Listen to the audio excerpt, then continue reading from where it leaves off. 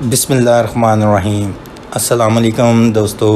Video शुरू करने से पहले मेरे चैनल को सब्सक्राइब करें और नीचे दिए हुए बेल आइकन पे क्लिक करें ताकि आने वाली वीडियोस का आपको नोटिफिकेशन मौसूल हो सके।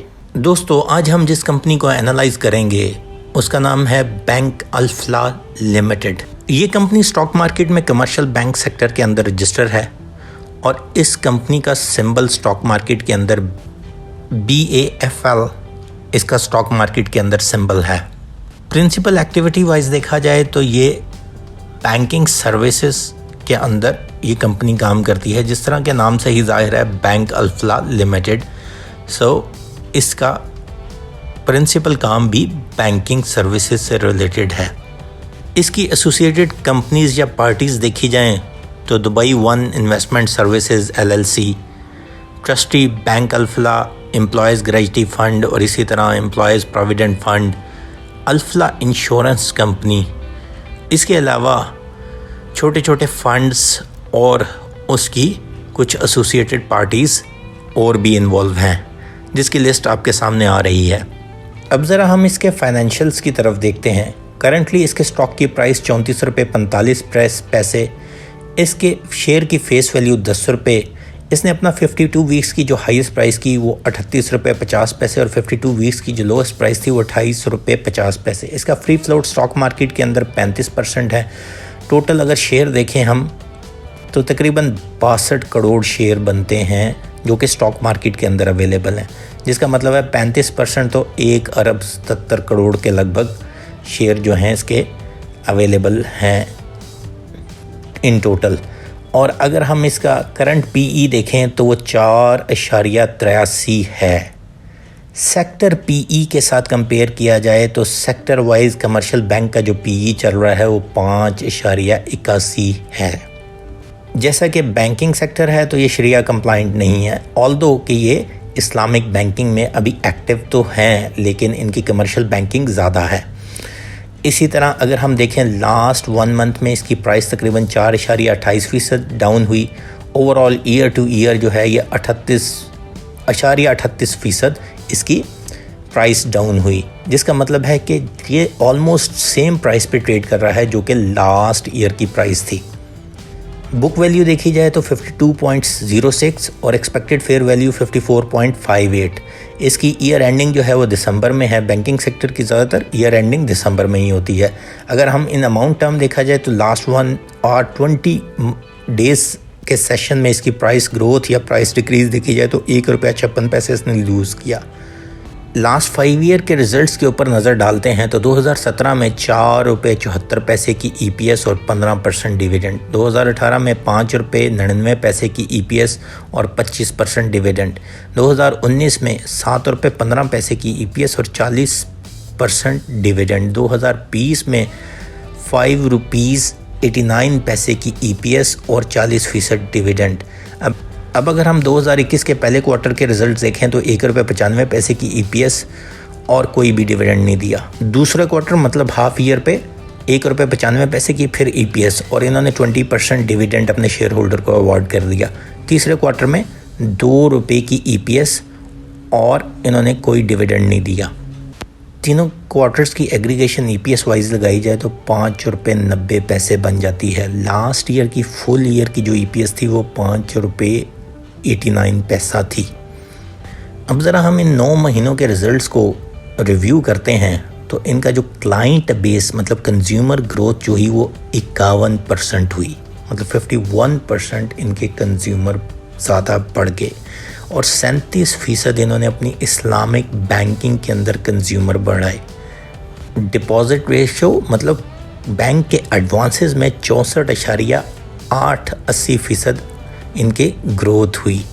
और अगर हम ओवरऑल बैंक की बुक्स में एडवांस देखें ईयर टू ईयर तो तकरीबन 28% पिछले साल के कंपैरिजन में इनकी ग्रोथ आई। अब इसमें जो सबसे अहम पॉइंट इस साल इन्हें मिला, जब गवर्नमेंट ने नॉन फाइलर और फाइलर के ऊपर जो टैक्स था, नॉन फाइलर के ऊपर विड्रॉल के ऊपर जब वो उठा लिया तो उसके बाद डिपॉजिट तमाम बैंकों में बढ़े, जिसका कम्युलेटिव पूरा इस बैंकिंग सेक्टर को फ़ायदा हुआ। फ़ायदा इस मैनर में कि जब आपके पास डिपॉजिट ज़्यादा होंगे तो अल्टीमेटली सर्विसिंग और कमीशनिंग या फ़ीस के मद में आपको काफ़ी पैसे अर्न करने का मौका मिल सकता है और आपकी क्लाइंट ग्रोथ भी बढ़ने के ब्राइट चांसेस हैं, क्योंकि नॉन फाइलर भी आपके पास अकाउंट खुलवा सकते हैं, जिसका फैक्टर हमें इस बैंक की EPS में ठीक ठाक नज़र आता है। लास्ट ईयर के मुकाबले में तकरीबन 25% फ़ीस एंड कमीशंस के अंदर इनको ग्रोथ मिली, जो कि कमुलेटिव देखा जाए तो 5.988 बिलियन रुपीज़ है। फियर फैक्टर में देखा जाए तो ख़ुसूसन इनकी जो 2 ब्रांचेस अफ़गानिस्तान में ऑपरेशन कर रही हैं, अफ़गानिस्तान की गवर्नमेंट जाने की वजह से इनको अपनी ऑपरेशंस के आउटफॉल मतलब उसके ऊपर इन्हें प्रॉब्लम्स या ऑपरेशंस में प्रॉब्लम आने के चांसेस थे, जिसकी वजह से इन्हें नुकसान बेयर करना पड़ सकता था। लेकिन जैसे ही और उसमें इनको इम्पैक्ट भी आ रहा है क्योंकि कंट्री के फ्रोज़न रिज़र्व हैं, जिसकी वजह से इनकी उन ब्रांचों से रिलेटेड जो है पेमेंट और उससे रिलेटेड जो कमीशनिंग है या प्रॉफिट से रिलेटेड जो इनकम है अभी तक इनको ऐड अप नहीं हो रही। फ्यूचर स्ट्रेटजी में देखा जाए तो ये one of the leading bank है जिसके ऊपर हाईएस्ट ट्रांजैक्शन वॉल्यूम होता है। इसके साथ साथ इनके जो छोटे छोटे मॉडल्स जिस तरह के जो कि ये इन्होंने SME सेक्टर मतलब small and medium enterprise financing से रिलेटेड या कमर्शियल क्लाइंट से रिलेटेड जो अपने रिलेशनशिप बिल्डअप की है, जिसकी वजह से इनका क्लाइंट बेस भी बढ़ा है, उसके अंदर इनकी काफ़ी ज़्यादा अच्छी फुटिंग नज़र आती है, जिससे हमें ये नज़र आता है कि आने वाले टाइम में इनकी जो ग्रोथ है वो small and medium term investment से रिलेटेड जो भी चीज़ आएगी उसमें इन्हें बेनिफिट होगा या उसमें इनकी क्लाइंट बेस ज़्यादा हो सकती है। एक इम्पॉर्टेंट चीज़ मैं बताना भूल गया, लास्ट ईयर के मुकाबले में इस साल राइट ऑफ का वॉल्यूम बहुत थोड़ा था in comparison to last year, जो कि 6000 मिलियन रुपीज़ थी। इस साल सिर्फ 1400 मिलियन रुपीज़ हैं और ये भी इनकी प्रॉफिटेबिलिटी में एक अच्छा एड ऑन रहा।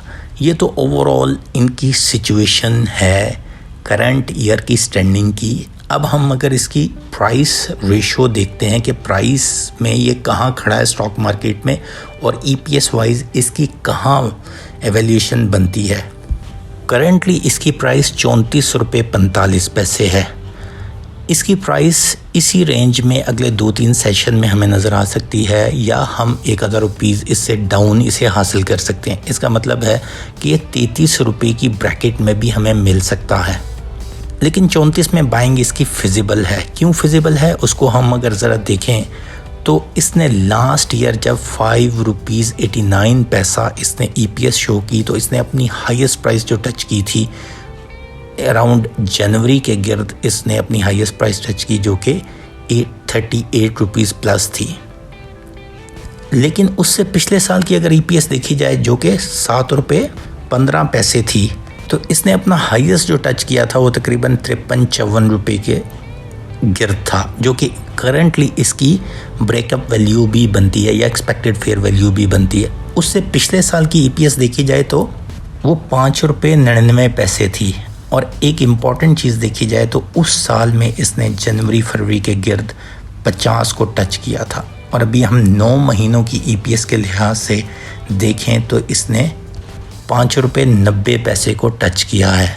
अब अगर हम इसी डेरिवेटिव्स या इसी इक्वेशन से हम आगे ड्रॉ करें तो इसका मतलब है कि इसने EPS अपनी इस लेवल की लाजमी अटेन कर ली है जिसके अंदर हम पोजीशन लेने से डरना नहीं चाहिए हमें। ये एक अच्छी एवैल्यूएशन वाइज स्क्रिप्ट खड़ा है और इसमें हम एक अच्छी ग्रोथ देख सकते हैं। हमारी वैल्यूएशन के मुताबिक 45 से 50 रुपये को ये हिट कर सकता है अपनी फुल ईयर EPS आने के ऊपर। और अगर AKD की दी हुई फेयर वैल्यू देखी जाए वो तकरीबन 54 से 57 के दरमियान है। और दोस्तों इसके साथ साथ इस क्वार्टर में 2 अहम कदम हुए बैंकिंग सेक्टर के लिए। वो अहम कदम एक जो ये था कि काइबोर रेट बढ़ाया गया। जब काइबोर रेट बढ़ता है तो करंट वेरिएबल काइबोर रेट के ऊपर जो इन्होंने लोन्स इशू किए होते हैं उससे भी अर्निंग इनकी बढ़ जाती है। नंबर 2, जो नई फाइनेंसिंग कराई होती है उससे इन्हें एडवांटेज ये होता है कि काइबोर रेट ऊपर होता है तो ये अपना कमीशन बेस भी बढ़ा लेते हैं, क्योंकि इन्होंने एक परसेंटेज रखी होती है जिसके ऊपर ये लोग अर्निंग कर रहे होते हैं। और अभी भी जो स्टॉक मार्केट में लास्ट वीक गुजरा है उसके अंदर हमें इन्फ्लेशन कंट्रोल करने के लिए स्टेट बैंक के माइंड में मॉनेटरी पॉलिसी के अंदर 100 से 150 बेसिस पॉइंट बढ़ाने की वजह से अल्टीमेटली कैबो रेट बढ़ेगा, जिसका मतलब ये हुआ कि आने वाले टाइम में बैंकिंग सेक्टर हमें काफ़ी अच्छा नज़र आता है। और सबसे अहम चीज़ हमें भूलनी नहीं चाहिए इस बैंक से रिलेटेड, वो ये है कि ₹5.81 का PE जो है वो फुल बैंकिंग सेक्टर का है, कमर्शियल बैंकिंग सेक्टर का, और ये इस वक्त 4.83% के ऊपर PE के हिसाब से ट्रेड कर रहा है। हम इस बैंक को तकरीबन 3 से 4 महीनों के लिए होल्ड ज़रूर कर सकते हैं और एक अच्छी अर्निंग कमा सकते हैं। आने वाला टाइम, जिस तरह मैंने कहा, कैबो रेट की इंक्रीज़ होने की वजह से और बैंक में डिपॉजिट बढ़ने की वजह से, जिसमें हमें पूछगिछ कम होनी है या विड्रॉल के ऊपर पैसे नहीं पड़ने, तो नॉन फाइलर की तरफ से जो डिपॉजिट आया तो उसकी वजह से हमें काफ़ी एडवांटेजेस बैंकिंग सेक्टर के अंदर इन्वेस्टमेंट करने के ऊपर नज़र आ सकते हैं। जैसा कि मैं बता चुका हूं कि इसलिए हमें इस बैंक को तकरीबन 3 से 6 महीनों के लिए हम होल्ड कर सकते हैं।